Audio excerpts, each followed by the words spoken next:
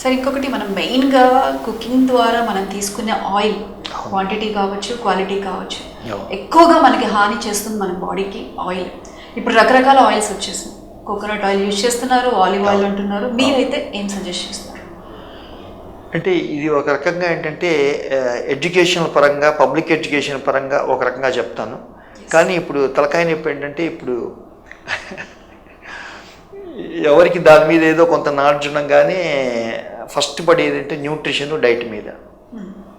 దాంతో మనకి various type of diets వస్తున్నాయి, which I should not comment in the media ద్వారా, నేను చేయకూడదు.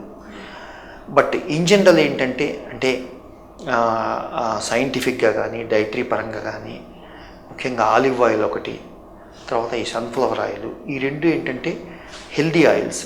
కానీ మనకున్న పెద్ద డ్రాబ్యాక్ ఏంటంటే అది ఒకసారి యూజ్ చేసి వదలాలి.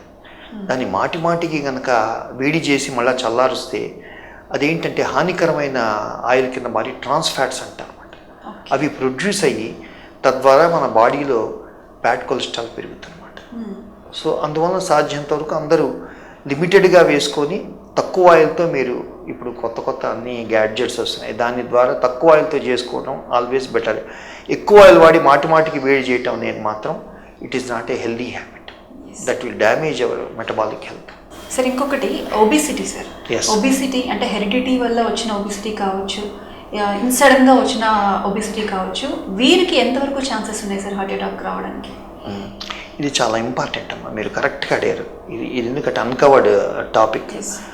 ఒబిసిటీ, ఊబకాయం అనేది హెరిడిటరీ కన్నా ఎక్కువ ఎన్విరాన్మెంటల్ ఫ్యాక్టర్స్ ఏ ఉంటాయి. మన బాడీలో అంత కాంపెన్సేటరీ మెకానిజమ్స్. నాకే ఒక్కోసారి ఆశ్చర్యం వేస్తుంది. మన శరీరంలో మనం ఎనర్జీ తీసుకోగా కన్సమ్ చేసే కొద్దీ ఇంకా అదేంటంటే ఫ్యాట్ రూపంలో మార్చి దాన్ని మ్యాక్సిమం అకౌంట్ ట్రయల్ చేస్తున్నాం. ఇంకా ఒక స్టేజ్లో ఫెయిల్ అయిపోతుంది.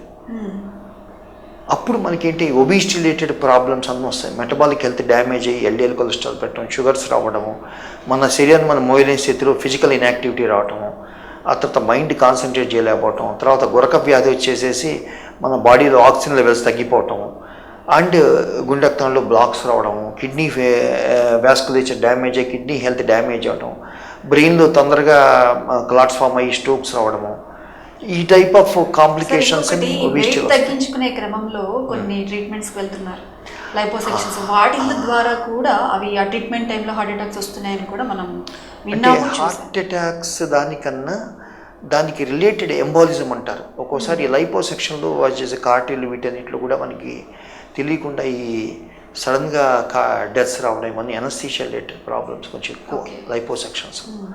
సో దాని బదులు ఏంటంటే హెల్దీ వెయిట్ లాస్ అనేది చాలా చాలా ఉపయోగం. అంటే ముఖ్యంగా మనం చెప్పిన లైఫ్ స్టైల్. కానీ ఎంత కాదనుకున్నా హ్యూమన్స్ జిహ్వచాపల్యాలు, తర్వాత టెంప్టేషన్స్ ఇవన్నీ ఉంటాయి. అందువల్ల ఒకటే స్లోగన్ నా ఉద్దేశం. ఆఫ్ కోర్స్ మూడోది ఇప్పుడు ఒక ట్యాబ్లెట్ వచ్చింది, అది కూడా చాలా ఉపయోగం ఉంది, వెస్ట్రన్లో బాగా పాపులర్ అయింది. అదేంటంటే సెమాగ్లూటైడ్ అని కొత్తగా అనమాట. అంటే షుగర్ మందు అది బేసిక్గా, కానీ షుగర్ లేకపోయినా ఒబిసిటీ ఊబకాయాన్ని బాగా తగ్గిస్తుంది. అది ఇంజెక్షన్స్ రూపంలో ఆమ్జెక్ అని ముఖ్యంగా అక్కడ అవైలబుల్గా ఉంది మనకి వెస్టర్న్. కానీ ఇక్కడ మనకి ఇంకా 1 year తర్వాత వస్తుంది. లోపల ట్యాబ్లెట్స్ రూపంలో వస్తుందన్నమాట, సెమాగ్లూటైడ్ నెబిల్సిస్ అని. అవి కూడా చాలా ఉపయోగం ఉంటుంది వెయిట్ తగ్గడానికి మన వంతుగా అనమాట. ట్యాబ్లెట్స్ రూపమే కాకుండా హెల్దీ జీవనశైలి, రుచి పచి లేనివి రెగ్యులర్గా తింటాం. బాగా టెంప్టేషన్స్ మాత్రం 2 వారాలకోసారి, నెలకోసారి ఒక సండే పెట్టుకోవడం, అట్లానే మనకి ఫంక్షన్స్ అప్పుడు. అందువల్లనే మనకి ఇవన్నీ ప్రాబ్లమ్స్. ఊబకాయం plus heart health, metabolic health, ఈ మూడింటికి ప్రధానమైన కారణం మనకి ఆహారం. ముఖ్యంగా ఈ ఇమ్మోర్టల్ బిజినెస్ ఏంటో చెప్పమంటారా? ఒకటి ఫుడ్, రెండోది హెల్త్, మెడిసిన్ బిజినెస్ ఇమ్మోర్టల్. అందువల్లనే హోటల్స్ని హాస్పిటల్గా మారుస్తారు, హోటల్స్గా మారుస్తారు. అందువల్ల ఏంటంటే ఫుడ్ ఇండైరెక్ట్గా హెల్త్కి ఉపయోగపడుతుంది.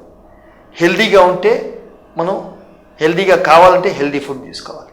అది inter relation between the food and health. Right sir, చాలా చక్కగా తెలియజేశారు సార్ ఈ హార్ట్ ఇష్యూస్ సంబంధించి. ముఖ్యంగా ఇప్పుడు మీరు ఏదైతే ఒక టాబ్లెట్స్ అవైలబుల్గా ఉన్నాయంటున్నారు వెయిట్ లాస్ సంబంధించి, అది ఓన్లీ ఒబిసిటీ వాళ్ళు యూజ్ చేయాలి సార్, ఎవరైనా యూజ్ చేయొచ్చు? ఇది కూడా మనకు క్లారిటీ ఇవ్వాలి. ఓవర్ వెయిట్ వాళ్ళు యూజ్ చేయాలి. ఎందుకంటే ఇంకో అడ్వాంటేజ్ అంటే ఇప్పటి వరకు కనిపెట్టిన ఒబేసిటీ మందులన్నీ హెల్త్ని డ్యామేజ్ చేసేవి. ముఖ్యంగా ఈ మందులు ఏంటంటే వెయిట్ని తగ్గించడమే కాకుండా మనకి హార్ట్ హెల్త్ని మెయింటైన్ చేస్తుంది. That is heart protection. That is another advantage of this drug.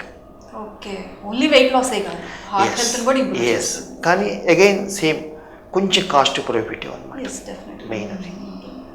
Right sir, చాలా చక్కగా వివరంగా తెలియజేశారు. మంచి చూసారు కదండి, హార్ట్కి సంబంధించిన ఇష్యూస్కి ఎటువంటి పరిష్కారాలు ఉన్నాయి, ముఖ్యంగా ఫుడ్ కావచ్చు, వ్యాయామం కావచ్చు, ఎలా తీసుకోవాలి, ఎలా చేయాలి, డాక్టర్ గారు చాలా వివరంగా తెలియజేశారు. ఒక్కసారి మీరు వీడియో మళ్ళీ చూడండి, మీ వాళ్ళకి షేర్ చేయండి. అలాగే డాక్టర్ గారితో మీరు మాట్లాడాలి అనుకున్నా, మీకు ఎటువంటి సమస్యలు ఉన్నా కూడా డాక్టర్ గారు అపాయింట్మెంట్ తీసుకొని మీరు కూడా డాక్టర్ గారిని కన్సల్ట్ అయ్యి మీ సమస్యలకు పరిష్కారం తెలుసుకోవచ్చు. ఇది ఇవాల్టి ఆరోగ్యమస్తు. Keep watching 99 TV.